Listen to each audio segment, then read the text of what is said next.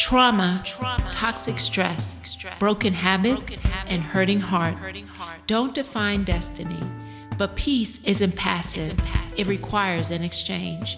To create a flip and access peace in the middle of the pieces, you are challenged to make an exchange of the lies that have kept you mentally hostage in basement moments. Resilience isn't about bouncing back, but bouncing forward. Living Strong, the flip side of adversity, brings powerful stories and fearless conversations from experts in the field of business, relationships, emotional, physical, and mental health, and faith-based communities. Each episode creates a brave space with powerful tools from authentic connections. Tune in as we dig in with Dr. Jackson on the flip side of adversity.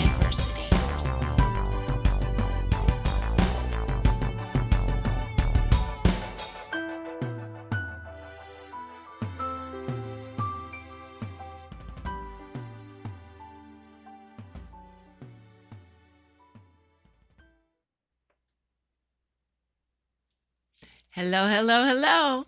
Welcome to the flip side of adversity. I am Dr. Veirdre Jackson, the CEO and creative behind Living Strong Consulting. And I can't wait for us to jump into the conversation from the content of this book and talking about how do you reset in order to claim back the power, the love, the access to your fullest version of your life. And I have a special guest. If you followed any of my posts this week, you know it has been almost 3 years since I've been able to have her on the flip side. And we are going to just be able to embrace an honest, authentic conversation. And we welcome all of your questions. If you're struggling with burnout, if you're struggling and feeling overwhelmed, if you want strategies for how do you, even in this fourth quarter of the year, looking at the start of the new year, and you're like, so how do I even just begin again? We want your questions, so put them into the chat. But first, let me tell you a little bit about the guest who is coming on today. Crystal Mance is an accomplished author, life coach, keynote speaker, pastor, and entrepreneur with over 20 years of leadership experience in both corporate and ministry settings. She is the author of R.E.S.E.T, Releasing Every Situation Encourages Transformation, where she shares powerful insights on overcoming burnout and reclaiming life. Crystal's passion lies in helping women transition from brokenness to wholeness by setting boundaries, embracing healing, and reconnecting with their true identity. Based in the metro Atlanta area, she continues to inspire and empower others with her relatable, approachable, and transformational message of hope. Welcome to the conversation, Crystal Mance.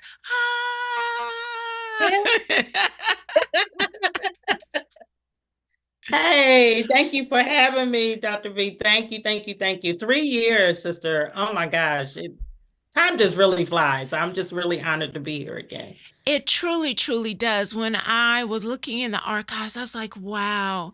And then it has me think about you were one of our earlier guests. We had launched in March of 21, and you were a part of the of May of 21, and you were a part of the January series in 22. And so this is a great reunion, and you always have such a heart of wisdom, of insight.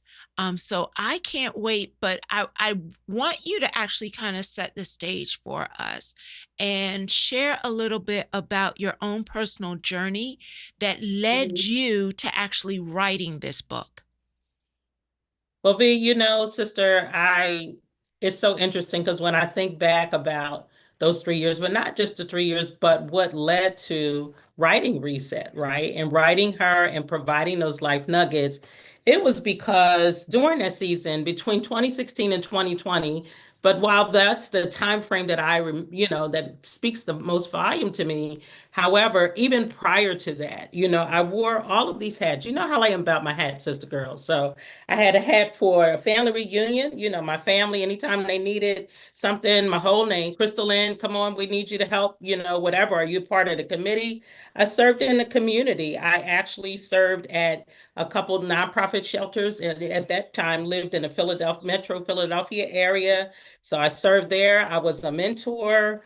I ran a small business, very active in my family, had to work somewhere, pay my bills. For those of you that are watching, you see all of these hats that I'm putting on. So I was an employee somewhere. I served as a staff pastor in a local church. I don't know about y'all, but I'm an oldest daughter, and that's a whole hat by itself. So if you're watching, you're seeing what led to my burnout is my mom or a parent, right?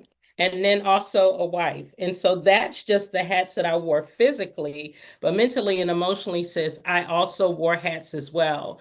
And they began to wear me down. They began to I lost the sense of who I was. I lost my self-worth. I forgot what I was called to do. I just was so inundated with being a people pleaser and taking care of everybody else. I totally forgot I left Crystal behind. And so it literally started to feel that way. I felt if anybody asked me to do anything else, the water's right here under my nose, I'm going under. And it started April of 2020, I contracted COVID at the very beginning before they had um, the vaccines and things of that nature. And I realized that not only was I recovering from doing my recovering and healing process, but I was recovering from wearing all of these hats and had no idea how much of an effect not only did it have on me, but Mhm. it had on so many others. And we don't talk about burnout. We just kind of, as women, we put on our proverbials. I've been saying our proverbial Superman, Superwoman cape, and then I got it. And we have this mindset. We have convinced ourselves, me included, because a lot of it is really self-inflicted. If I don't do it, it ain't gonna get done right. And so we've kind of bought into this system or this mindset that nothing will be well unless I do it. Things won't go right unless I do it. I got to take care of everybody else, but who? I say, who is taking care of you? Oh, And so that's how we came to writing. And I realized that, and the Lord led me to see you're not the only one that's gone through this. People are going through, they're not talking about it. And so these 30 life nuggets in my book literally give you strategies to prevent and overcome burnout. And so I work with my clients, and even when I'm out coaching and teaching workshops and things of that nature, I have such a passion because I know what it did to me, right? It literally almost took me out. And so because of that, you can literally hear it. And in my mind, V, when I'm in sessions or workshops and people talk about the things they do, I say hat, hat. So I'm literally seeing all these hats and saying a hat, hat. Okay. And I'm adding, okay, you got about 20 hats you're wearing. Let's talk afterwards because I need to help you find that balance. And so I realized that going through this process was not just for me, which you and I both know as believers and women of God, usually what we go through is for someone else. And so yes. Reset was written to help others heal and overcome from burnout, to recognize it and acknowledge it. But and again, if the Lord rested, why shouldn't we? If Mm. He went time aside, why shouldn't we? And so we've got to get out of that mindset and do better. So yeah. That visual of the hats, if you are in the comments and she put on a hat that represented one of your hats, raise a hand, put it in the comments for me. Please don't let me sit here and I'm alone in this. She put on a couple of hats that I own. If you know she put on one of your hats, raise your hand, give me a little emoji in the comment section so that I know I am not by myself. And I feel like especially with the heart that I know you have, being able to have that level of accountability. Thank you, Esther. Thank you for not letting me be by myself. I By let, yourself. let, let, yes, yes, Esther. Thank you so much. Oh, yep. There's my Nancy. There's my Nancy. Mm-hmm. Y'all got my Mm-hmm. backs. Mm-hmm. There's a level of accountability that I feel goes along with this. And Mm-hmm. you mentioned recognizing coming out of COVID, you were able to begin to recognize some of these things. What are some signs that people can begin to acknowledge for themselves or even be brave enough to have a conversation because they're seeing it in someone Mm-hmm. else? What are some signs of physical and emotional burnout? What does it look like? You know what? It looks different on different people, but some of the signs I know for me, when you have accountability people and people that know you, like you or my spiritual mom said to me, "Love her with all my heart." She was like, "Ooh, one Sunday at church, yeah, you cute, but you ugly inside. You jacked up Oh, inside." Like she literally saw through me, and I would thought I was cute that day, right? But there were things like that. I have another friend that said, "Sis, one minute you good, the next minute you up, the next minute you down. Like what's going on?" So was the where there was those physicals. So I don't care how much, and I don't wear a lot of makeup anyway, but how cute I thought I was, there were people that actually saw that there were some things that were happening inside. And so it's one, and once they shared that with me, I had to get to a place because a lot of times we are afraid to admit where we really are and where we are not. And so when they begin to share that and say, my sister friend with the up and are you okay emotionally? Like what's really going on? And it was a blessing. I had to admit, you know what, God, she is right. My spiritual mom, yeah, you cute outside, but you ugly inside. You need to work on that. And so it was really understanding and looking at the symptoms that I had not given myself permission to just say no, right? To not try to take on everybody else, right? So some of those symptoms are just excessive work, right? Excessive overload, wearing too many hats, doing too many things, never taking a break, right? I'm gonna ask people that, if those of you that are on a computer, I know many of us work on a computer, but I hazard to say that most of us got about 10 tabs open. You can only work on one tab at a time. Mhm. why are you in our You can only business? work I want to know, like, you can what? only work on one tab at a time. That's why. And then we leave them open with the mindset, but you know what? I'm gonna come back to it tomorrow, and then it'll remind me of what I need to do. Well, if we didn't do it yesterday, it's not gonna get done today. So it's getting stuck. There's several like getting stuck in a rut, and that's kind of how I felt. I was going in this circle, for only focusing on the negative. And I am a positive person, V. And so for my mindset to instantly go to negative stuff, like and there were people, even my husband Daryl, like, you okay? Because that's not you. Setting unrealistic expectations again is another one. Like I can take care of everybody, I can do it, and you can't. Never taking a break. We don't know how to take a break. We just think I gotta keep going. And I said this morning, when I we were on the other show that I was on this morning, Pastor Washington, and we just newsy. So we think we gonna miss something. So we don't take a break. So we keep going and try to convince ourselves, I got it, it's gonna be okay. But your body eventually says, I need you to go sit down somewhere and get it together. So those are some of the many things and many signs, but and many of them I experienced going through that process. It wasn't funny then because I didn't know what it was. And, I didn't know if I was depressed or am I going through life change, through menopause, like what is it? And it was really getting in that space after going through therapy, doing my own research and understanding what is this. And I was just spent. I was totally burned out, totally exhausted. Mm. And it wasn't until I really started making some clear decisions and really being honest with Crystal about where she was and where she is not. And that's where things began to change. I was having a conversation with a new colleague. We had actually just met. We incidentally were both African American women. We both own our own Mhm, companies.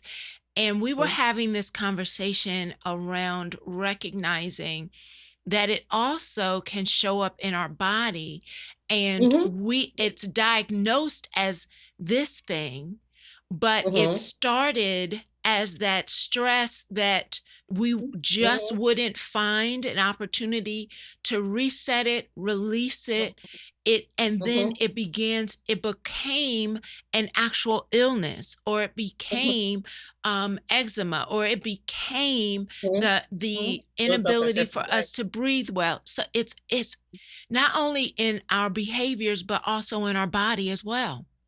Absolutely. And you're absolutely correct because everybody inevitably wears some hats, right? And so, we have some regular life stressors, but burnout is that compiled stress, right? Where we Mhm. don't deal with it, we just keep packing it on and packing it on. And so eventually, specifically for us and women, it shows up in our breasts, it shows up in our bellies, it shows up in our butts, then it shows up through migraines and headaches. It shows up through excessive eating or reactionary eating or nervous eating. Just it shows up in so many different ways that we don't realize that we're actually destroying our bodies trying to just trying to manage all these hats and or manage all the stress, and none of it, absolutely none of it, is healthy. It shows up in our lack of sleep because we're not resting. We don't cast all our cares. The Bible reminds us to cast all our cares upon him because he cares for us. So when we don't do that, now I'm carrying everything and everybody, and there's no release.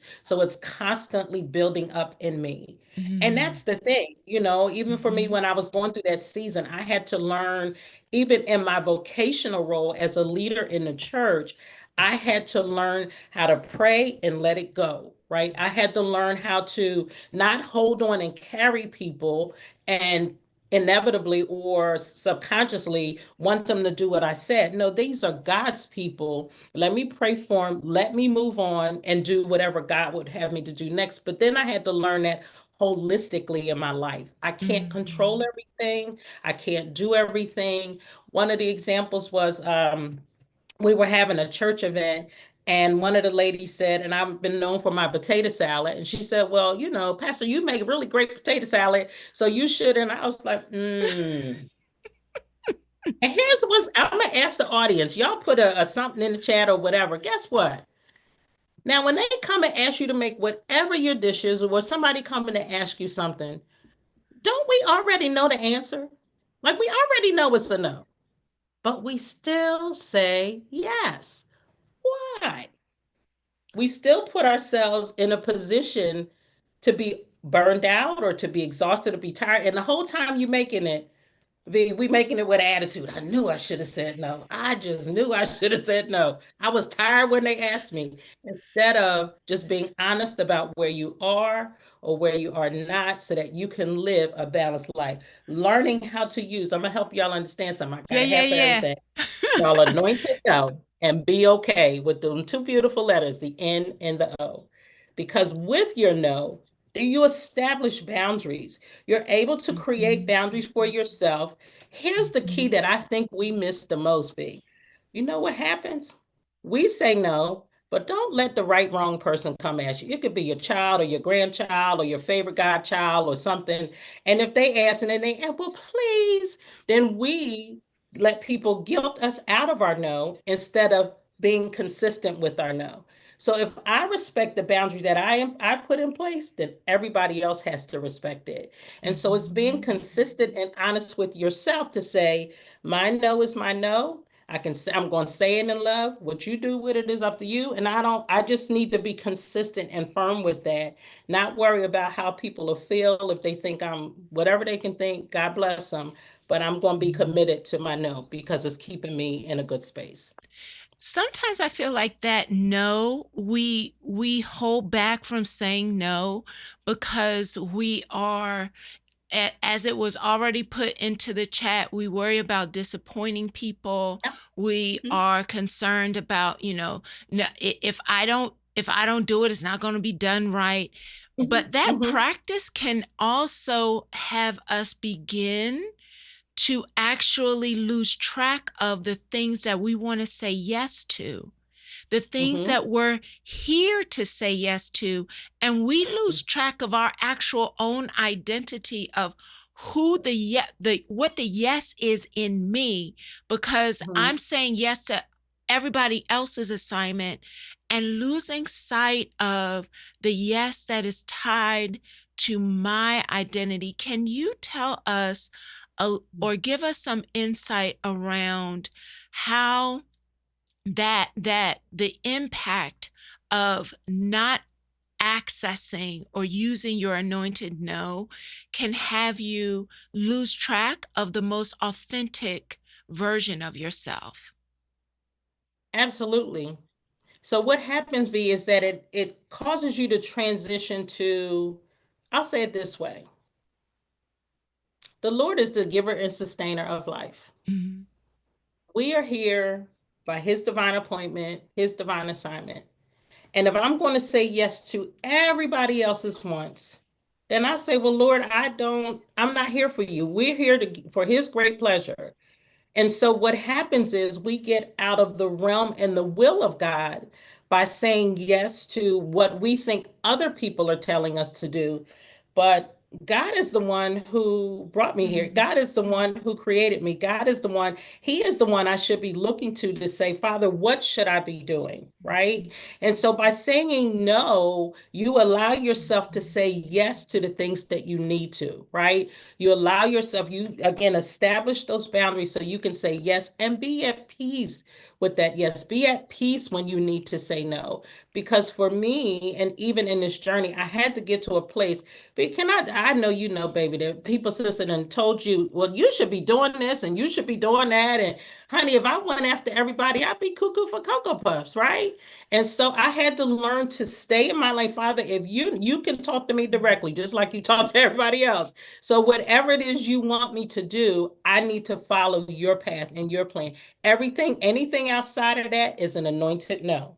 I'm going to walk in the will and alignment of God. And it goes back to, as you said, when you're walking with what everyone else wants you to do, then you're trying to be what others want you to do versus what God has created you to do. You've Mm-hmm. totally lost you totally lost what God has called you to do. You're totally out of sync with and in the will of God because we're trying to do what other people said. If I Mm-hmm. could tell you how many people have said, Crystal, you should be doing this, you should be doing that, and you should be doing this. And I've had to learn to say, but that's not what God said. That's my Mm-hmm. no. Mm-hmm. That's not what he shared with me. Just the same as you feel he's spoken to you, he's spoken to me. I say it in love, but I've also had to realize that, as I said earlier, when I was a people pleaser, I was so worried about what people would think. Do they think I'm being uppity or do they think I'm being too good for them? And I had to learn to say, well, I'm sorry that you feel that way, but this is me Yeah. and be okay. And it goes back to loving me. It goes back to that self-care, taking care of me. You know, people will give us stuff to do that they don't want to do. Hey, V, can you help me Mm-hmm. do this, this, and this? That's because they don't want to do it, but it's really for them to do. And it's in that place to say, no, I'm okay. Unfortunately, I can't, but I'll pray for you that you get it done or however that works. But again, just staying consistent and in alignment with what you need to do. And we already know there's something innate in us that the Spirit of the Lord is already telling you when no, you ain't supposed to Mm-hmm. do that. And most Mm-hmm. times we don't ask, I'm sorry. We don't even wait for him to answer. We just somebody and it will like, You we know need to do what? now. This is reminding me of a really like vulnerable conversation of understanding sometimes when we are questioning whether or not we are enough and we're Mm-hmm. looking for external validation, we will overextend continuing to try and find that validation. But literally, as you just said, if I understand who God, like God has put me here, my value is in what He has placed in me and who He is. But Mm-hmm. I've got to get really clear on that and Absolutely. stop questioning, am I enough? And am I going to miss something if I don't keep saying yes to all of these things? Like what's for me is for me. And Mm-hmm. I had to settle down in that as well.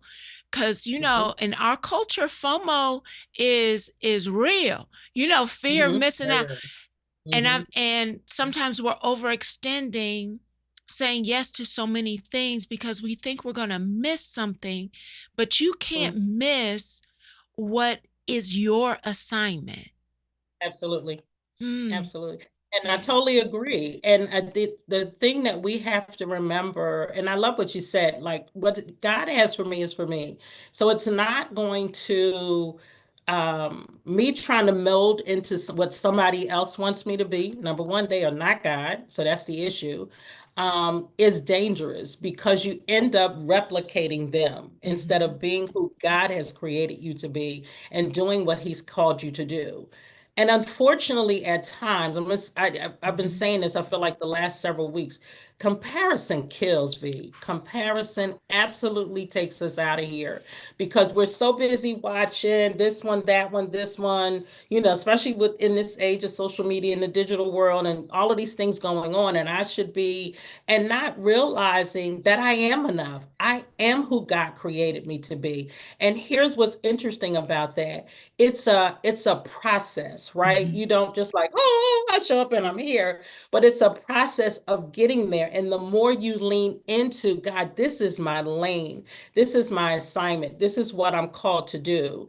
And as I do this, you will continue to teach me, instruct me, and guide me with your eyes and what to do and where mhm, do I need to go. And you have all of those people mhm, already assigned for me to connect to, and vice versa.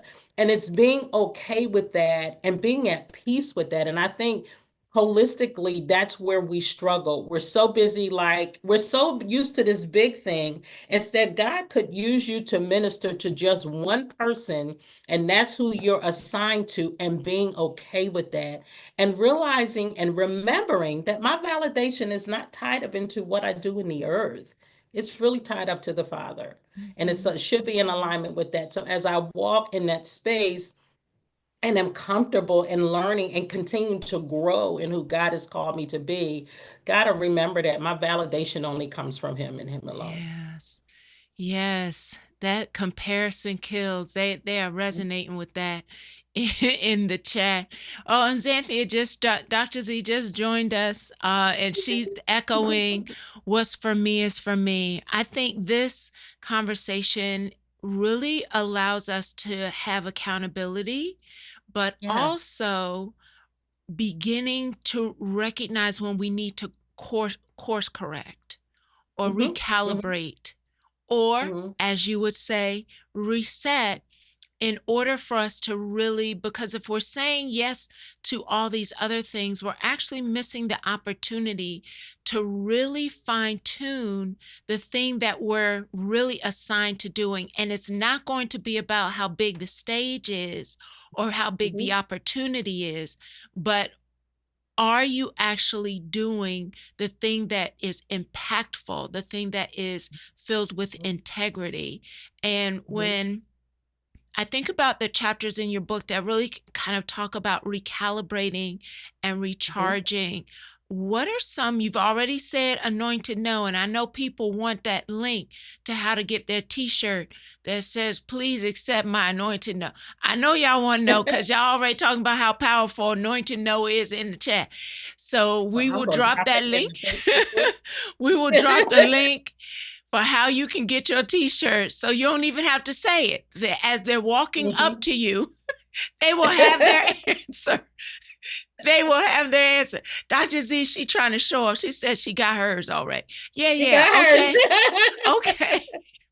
We all, and especially during this season, yes, just Hmm. put the shirt Hmm. on and everyone will get the message, especially if you And struggle. it becomes very clear. I've had so many people say, you know what? Yeah, I just wore my shirt and I pointed to the hat, or I have my shirt, or I pointed to my hat, whichever. And they were like, and people got it. People had an attitude, but they got it. So they got it. So it is what it is. So It you've is shared what it the strategy of anointed no. What are some other like really practical steps is. that Hmm. people can begin to take to recalibrate when they're now, as you're talking, they are beginning to realize, oh, wow, she really is talking about things that I'm feeling exhausted over.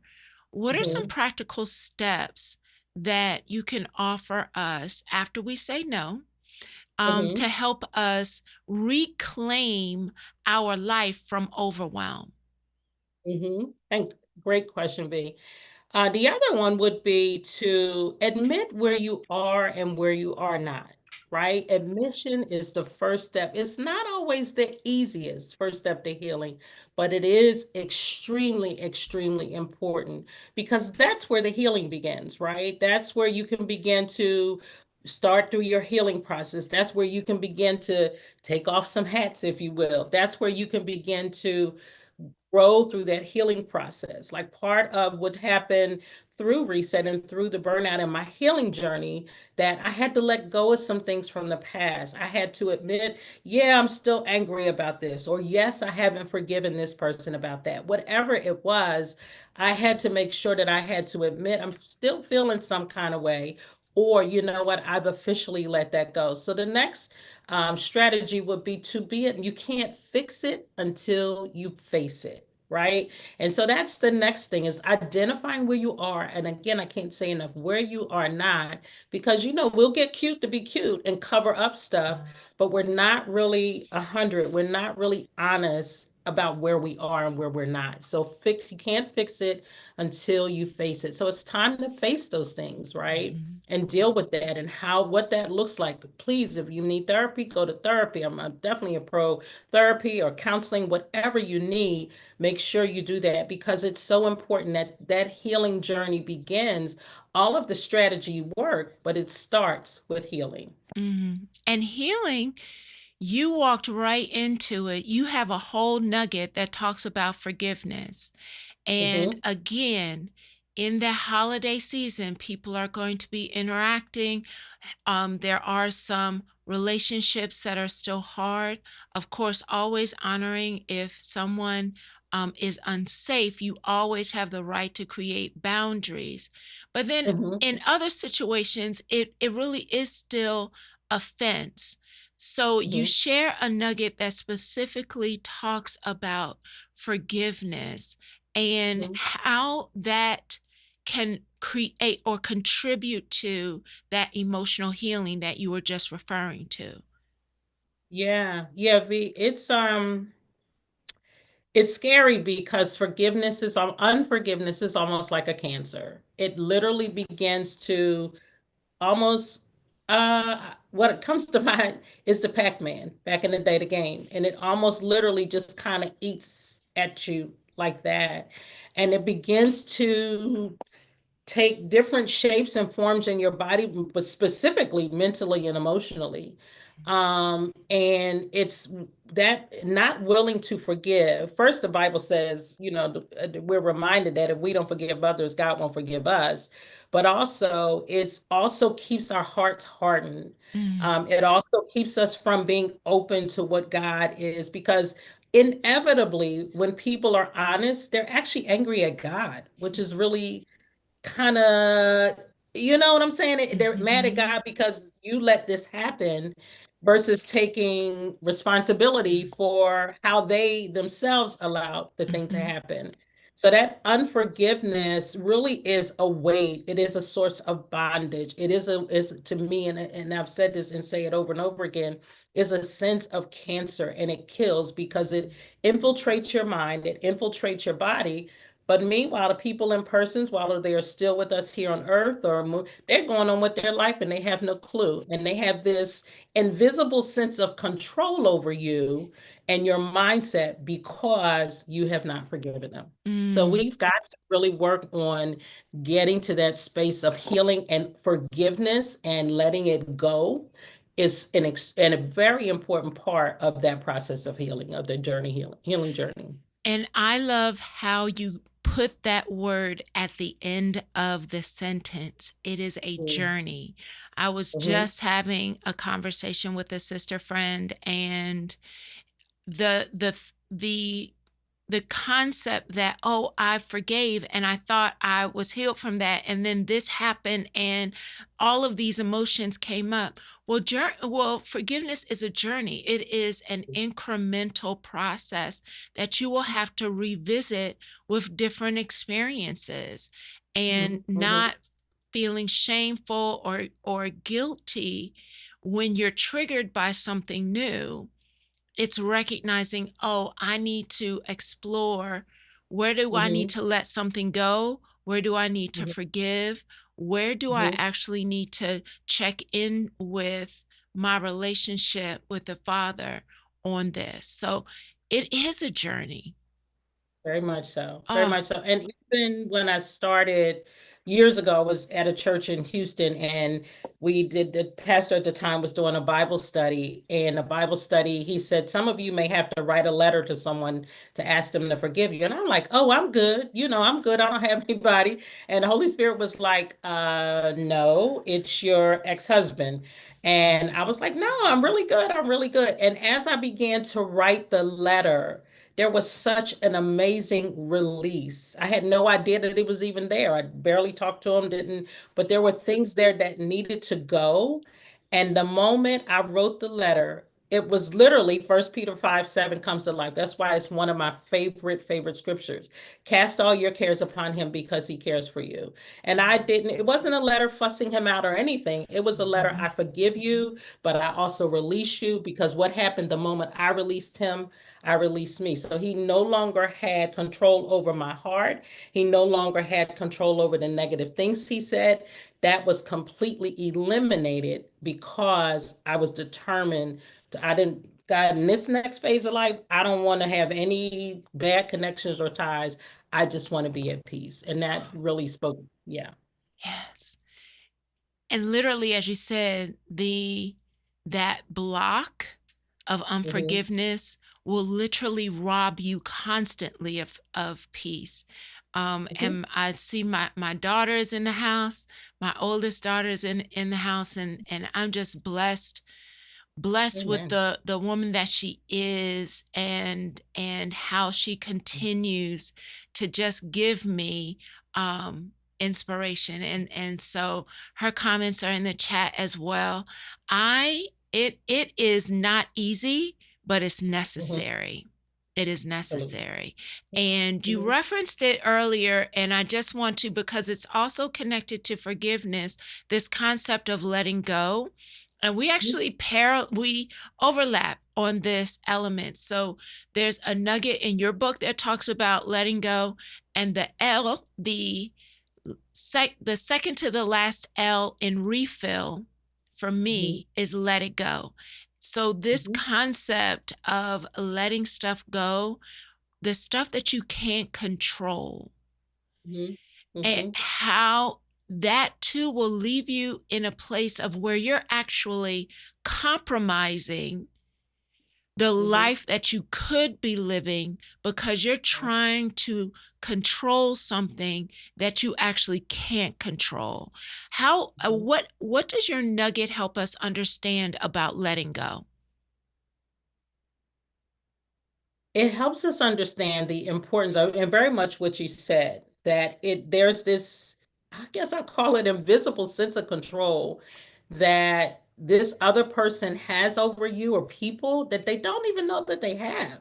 And they've actually gone on about their merry way and doing whatever they call to do. But when you don't let it go, you're walking around like this. Mhm. Instead, we should be open to receive, Father, what do you have for me? What do you want me to do? But we're so in bondage. And I hazard to say, V, thank you, Holy Spirit, that we even miss many of the opportunities God has for us. And oh my gracious, don't let it look like anything that would resemble anything that they would have to do or they're involved in. But we end up blocking our blessings because we're holding on. Mhm. While letting go opens you up to release and receive. See, my hands are up. I'm not letting go like this, but my hands are up. Father, I receive what you have for me. And so by letting go, again, reset, releasing every situation, whatever it is, I'm letting all of this stuff go because I desire to be transformed. I desire to be renewed in you. I desire to walk in healing and wholeness, not to be bound by my past or baggage. And we good for picking up past bags and packing them on and carrying them and, putting them around our neck and just being a straight up bag lady instead of embracing and walking in the peace and freedom that Christ died that we would have. And sometimes I think people are maybe even afraid because we don't know what that looks like. And that's even scary, or we're little, my load is too light. I don't have on 19 hats, but God never intended for you to have all these hats. God intended for us to be free and free indeed. And when you have released, when you're free, when you're in that place, Mhm. our influence is contagious. And as someone who works with leaders, someone who is a leader, and identifying and understanding transparent leadership, you're known for actually being a transparent and relatable leader. How, Mhm. when you're thinking about this concept of resetting, how has sharing about your process actually helped you inspire and influence other leaders? Great question, V. It has helped me. I think the first part I often say is I believe the Lord had my parents name me Crystal because I am transparent. I just believe that it's all tied to, I believe that's all tied to this divine assignment that the Lord has given me. But it has helped leaders significantly. From the standpoint of people don't know until you share with them. Sometimes people feel like I am alone in this by myself. Nobody else knows what I'm going through. But the moment as I began to share, as I was honored, being blessed to be able to speak at my job a couple weeks ago. And it was such an amazing time that a lot of my colleagues said, I had no clue. Like I had no, I thought I knew you, but I had no clue. And part of it was, many of them said I was burned out and I didn't know what that was, or I had no clue that that was even a real thing. And so as I began to share, I'm watching leaders be able to step back, even those that I support, to be able to step back and work with and collaborate with, to say, let's look about at another way of doing this. Is there a way, like even using that anointed no? People were like, well, how do you say no at work? Well, there's a way to say it professionally, right? Maybe we should offload some things. Is this a priority? And so I'm watching people think now strategically versus, oh, I just got to get it done. How can we do this so that everybody's healthy in the process and no one is overwhelmed and no one feels like they're exhausted or burned out? And so I'm watching leaders grow. I'm watching them take an opportunity to step back and be honest about where they are and where they are not, because they can't fix it until they face it. I'm even watched a couple of leaders call me. I use my no, like I said earlier, somebody asked me, hey, my aunt even said it. She cracks. She said, I wore my shirt and somebody asked me something. I just pointed. They were like, okay. Another friend of mine said, I got my coffee mug and I lifted it up. So it's just interesting to see. And so people are kind of using it. I don't even have to say it. I just gotta wear it and point, and this and it's good. And so I'm watching people almost take their lives back, Yeah. right? Fight for their peace, take their space back, and realize, you know what, I am. And one of the other nuggets, their strategies that I share, that I am a priority, right? So once I realize I can't fix it till I face it, then I realize, wait a minute, Crystal is a priority, right? Mhm. Veirdre's a priority. So it's not about me getting my manny and my petty and all of that stuff. It's about me being strategic, about scheduling time just for me on my calendar, keeping me first. Because if I'm not healthy and I'm not first, I can't take care of anyone else. So I'm watching people utilize the strategies that we've shared and take those strategies from fixing it till they can't face it and admitting where they are, they're not, realizing that they're a priority, and then using smart objectives. Like we're going to pull it all in. We're going to make them specific, measurable, attainable, realistic, and timely. Let's make some smart objectives.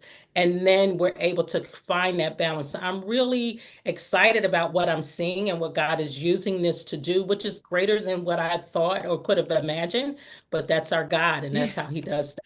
I love it. I love it. And when thinking about leaders And I'd love to get your take on this, because I was leading a refill session with a team, and I asked, like, why do we continue to push when we know we're depleted? And one of the Mhm. leaders said, I have to show up strong for everybody. I have to be the strongest one for my team. I can't let them see me not being the strongest one in the room. And I actually shared with her, and I'm curious if we're on the same page with this, that when you do that as a leader, you actually send the message to those who are following you that it is not okay to not be okay. Because Mhm. You are. you're literally influencing them with the super cape, the Mhm. bulletproof bulletproof vest, the armored up, the never being willing to delegate, to do anything, to you're sending a message thinking, calling it being strong, but actually you're robbing them of the Mhm. opportunity to be honest with you when they're not okay. You know, Avi, we are so in alignment as always. So I'm not surprised. And I can honestly say to you, V, that I'm watching again as I'm working with my clients and leaders there. Um, a couple months ago, one of my VPs one of the people that I support, I could literally see, and then they know me. I'm looking at her and I could see what she was going through. And I said, "Can I ask you a favor?" And she said, "Sure." I said, "I need you to close your eyes, and I need you to let's inhale. Let's take a couple deep breaths. Let's inhale and exhale. And I need you to give yourself permission to just breathe right now. Because what I see and how you're showing up makes everybody else think they got to show up like that too. And I know you enough to know that you want a healthy team. You want a balanced team. You want people to know it's okay to not be okay and that they need to take care of themselves. And after we did that about 3 times with the deep breaths, inhale and exhale, she gave herself permission to do that. I was actually honored to see, but I knew where she was and she trusted me enough, and I'm grateful for that. She said, I needed that. I absolutely needed that. And so I'm finding that what God is doing in this is allowing me to, again, be that extension and that connection for people that are right in front of me, helping them to slow down. And you just take a brief reset in a moment. Just take a moment reset so that you can breathe and that you can get a chance to exhale before you go into the next thing. Because what happens is you're doing that, then the team's doing that, then you have an unhealthy team and an unbalanced team. And so I totally agree, V, that space of let me give myself permission to just be in this moment, take some deep breaths. We are definitely in alignment with that. I agree. Yes, and when you practice that, it does not take forever for you to regulate back down. Now, if you are at burnout and you are not giving yourself that permission, it may take you some extended time to actually get to a place where Mhm. you can feel more settled. But when you do that regularly as a leader, it literally, your body can reset within 30 seconds. It's Mhm. just how Mhm. consistent are you allowing yourself to be so that you actually can be a healthy leader. Mhm. Mm. And it's so important that to your point that we are healthy, that right, that they are healthy leaders because we replicate that. I've been being a leader myself. People see you grind, so they're going grind instead of, well, you know what, my leader is concerned about my health, my mental and emotional wellness, that in that space I need to stop, I need to breathe, I need to again give myself permission. That's a part of self-care, right? That's a part of me being a priority, saying, you know what, I'm going to be in this moment, in this time, and I need to focus because in that, again, not just, I've watched this many years over the years that I've supported C-suite leaders that, they've obviously, again, I understand the workload and I understand things going on and having, being a leader myself, but I also have to give myself permission to admit where I am and where I'm not, and be okay with that. Be okay with my no. Just learn to take the steps that I need to reset for the moment so I can be at peace. When we recognize that there is actually so much pressure that people are finding themselves under, Hmm. and beginning to unpack how do this concept, you shared it earlier, unrealistic expectations can lead us to a place of inauthenticity and have us literally trapped in this place of overwhelm, and life is actually over there, but we're under this pressure of unrealistic expectations. Can you tell us a little bit more about the impact of unrealistic expectations? Absolutely, V. That impact it's huge because it causes us. I the only imposter syndrome rings speaks volumes for me because we are constantly trying to be somebody that we're not. We're constantly trying to put on. That's why I said early, comparison kills. It literally does. We're trying to be something other than or someone other than who God created us to be.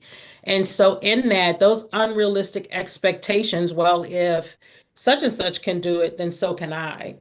And so, but that may not be what God has gifted you to do, right? That may not be what God has called you to do.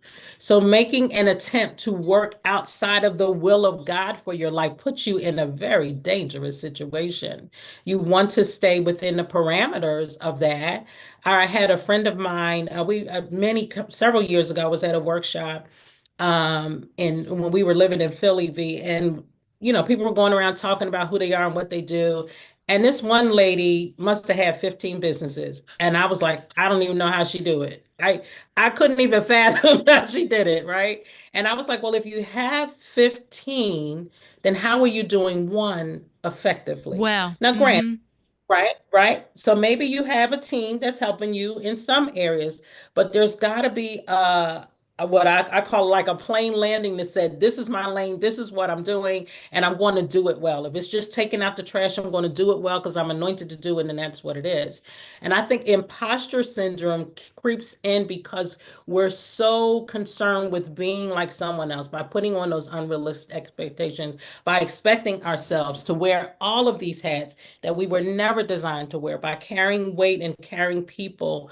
When again, as I said earlier, at the end of the day, the Holy Spirit speaks within us. You already know it's a no. You mm-hmm, already know it's too much.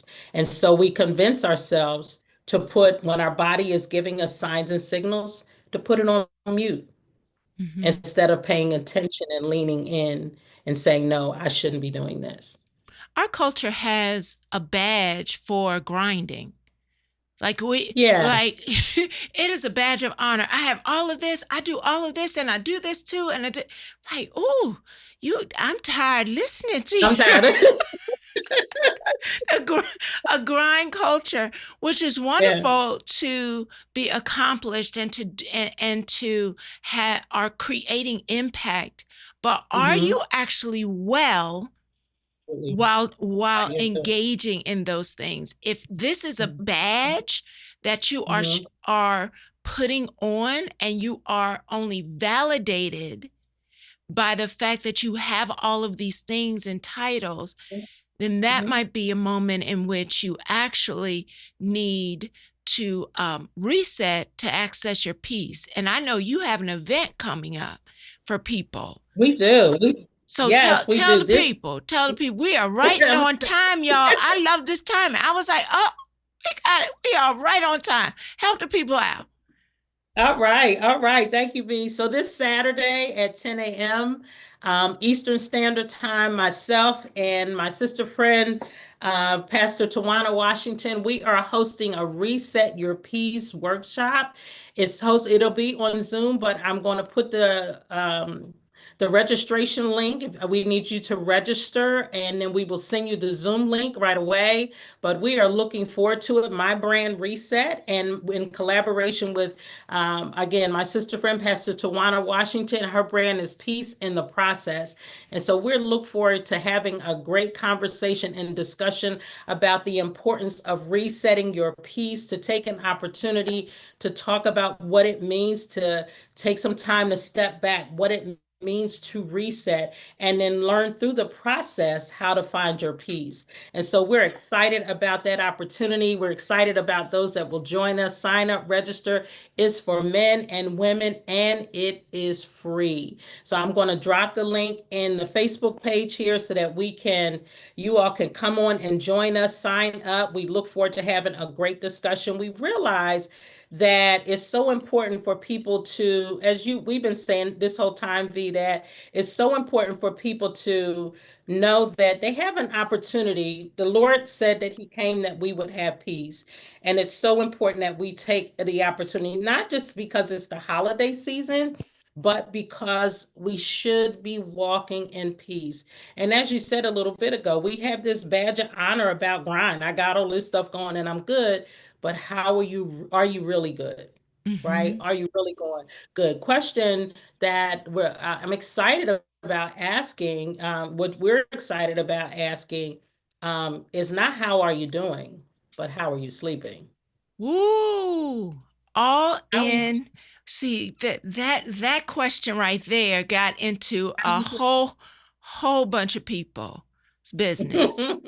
Mm-hmm, Ah, mm-hmm, mm-hmm. not How how you you're sleeping? doing. How How you are you sleeping? sleeping? Mm-hmm, mm-hmm. Because if you're There's not sleeping, go there's ahead, so V. much, Mm-hmm, but there's so much that is revealed in how mm-hmm. well you are able to rest, to Absolutely, sleep. absolutely. Mm. Absolutely. And most times it's almost like we've convinced ourselves that we don't need to rest. We don't need to sleep. I need to keep going. I got the badge of honor because I'm on the grind, but I'm killing myself. I'm dying inside. I'm exhausted. I'm tired. I can't think straight. And the thing that should be far more important than anything be, I can't hear the Lord clearly if I'm on the go all the time. If I'm always hustling, if I'm always going, if I'm trying to compare myself to everybody else. So if you don't know, if you're not taking the time to reset, you're not taking the time to rest, then when you lay down, your mind is going 1,000 miles a minute. And so you're not sleeping, you're just going through the motions. Oh, Just going through. my How are you sister, sleeping? I tell you, every single time we sit down and we have a conversation, I know that it's always going to be refreshing and Mm, inspiring. I have to encourage everyone, 30 simple nuggets, and it's an opportunity for accountability to go through and sit with a nugget. Set a mhm, nugget as a goal for a week. mhm, It's not a difficult read, it's not a long read. It is an intentional read. This is mhm, your mhm, opportunity, this is your invitation. Crystal, as we close out, I often ask guests to consider that there may be someone who is listening right now who is actually mhm, feeling overwhelmed and they're actually feeling stuck and they're mhm, cycling through burnout. What would be mhm. one thing you would close us out in saying and sharing with them to encourage them to just take the first step? Take a moment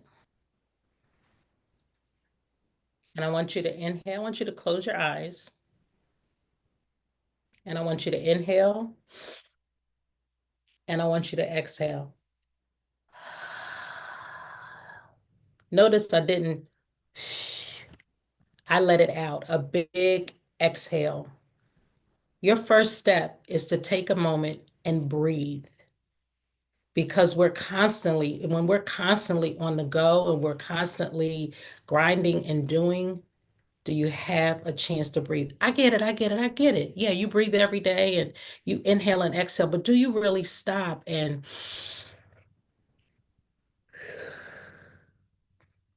When's the last time you've done that?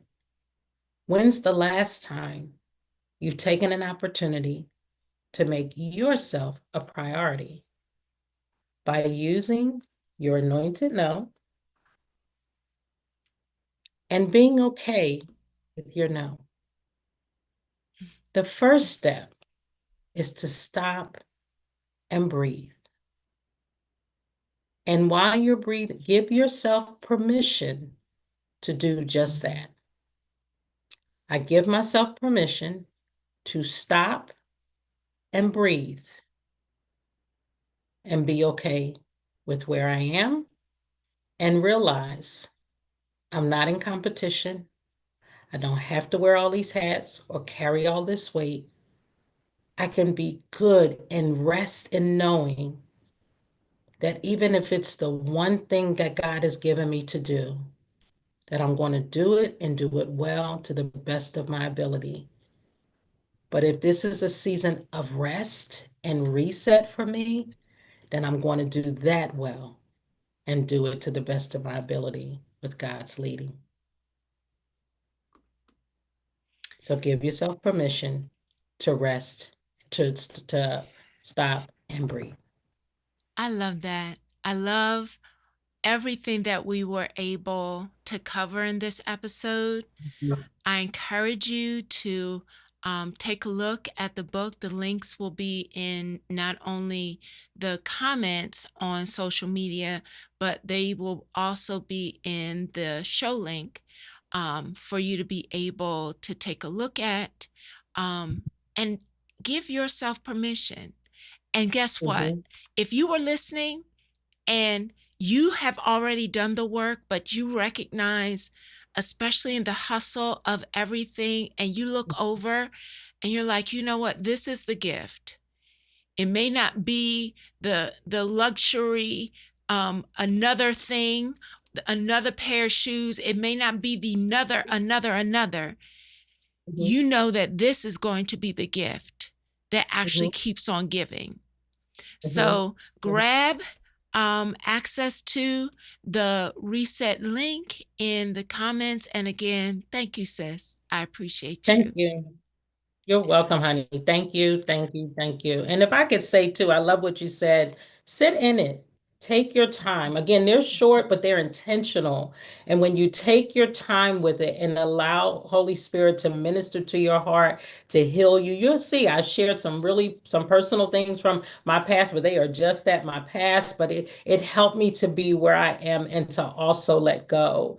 And so I encourage you, reset is definitely to come out of that. My contact information is there. You can reach out to me there, reset.behealed.com. You can email me at info@resetandbehealed.com. But there's also a space there for you to reach out. And V, if I could, I also am a co-author in this collaboration book, He Guided Me Through the Storm.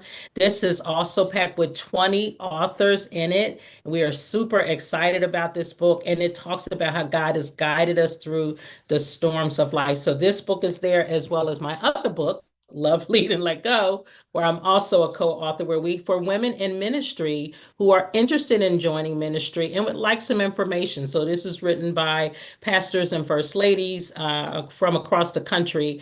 And we talk about some things to consider before going into ministry. So there's some other books there as well as my merch.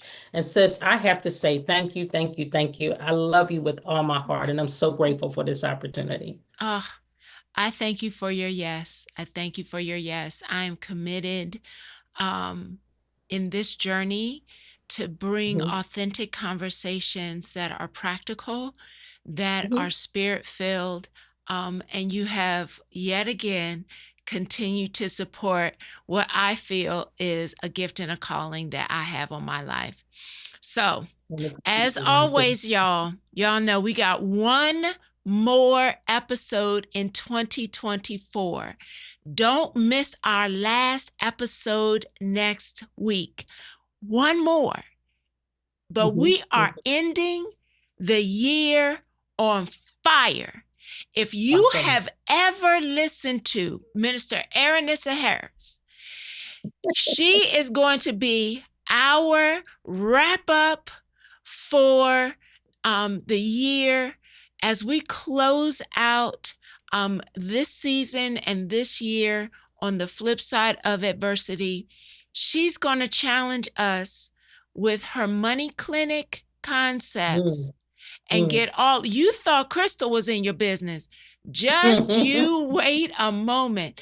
But powerful speaker, wise woman, and an expert in her field. When she is talking about finances, she is talking from an area of expertise and credentials. And if you want to end the year well, or you want to set goals to establish a new vision for the new year, don't miss our last episode of this calendar year. You, as always, same place, same time, right here on the flip side. We will see you next week.